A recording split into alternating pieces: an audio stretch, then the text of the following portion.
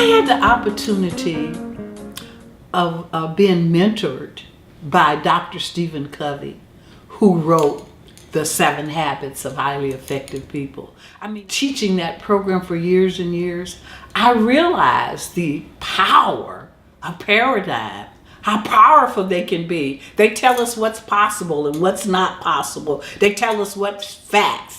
I mean, our paradigms can actually limit us, you know? So if I then change the way I see myself and the way I think about myself, I can change so many attitudes and behaviors that may be getting in the way of my being excellent or my being the best that I can be. So therefore, this whole concept of paradigm shifting, changing the way I think, changing my perceptions, changing the way I see the world, and therefore then I change my world.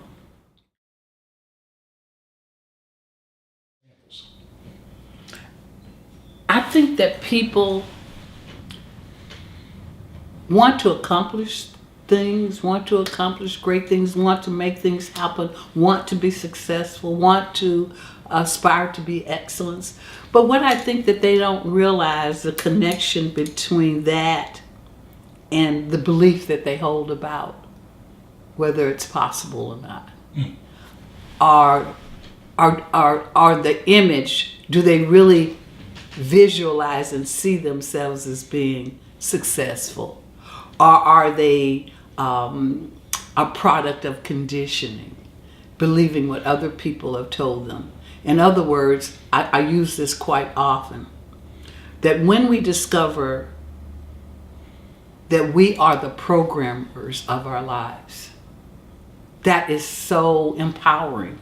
Because if I accept the fact that I am the programmer of my life, then I can rewrite the program. That I don't have to live out the program that someone else has written for me. So I can rewrite the program. But more importantly, just not accepting the fact that I am the programmer and that I can write the program, but I can live it. It could become a reality.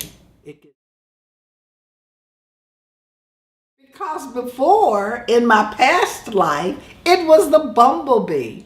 And it was the bumblebee because aerodynamically the bumblebee should not be able to fly. But no one told her that she couldn't fly.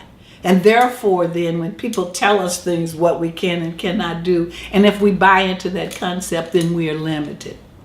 But with the butterfly then is a different creature.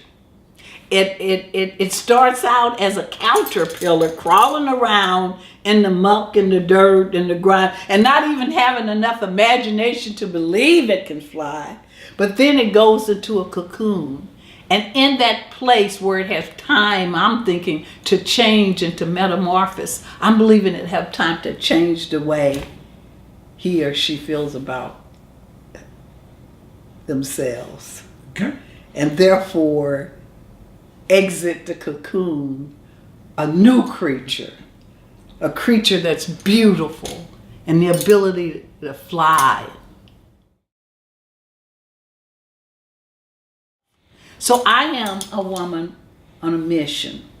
After 36 years with corporate, I felt that, I made a difference, but no one would breathe easier because I have lived, that I didn't do anything to really change lives.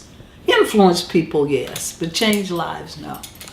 So I left after 36 years wondering, what's my purpose? Why am I here?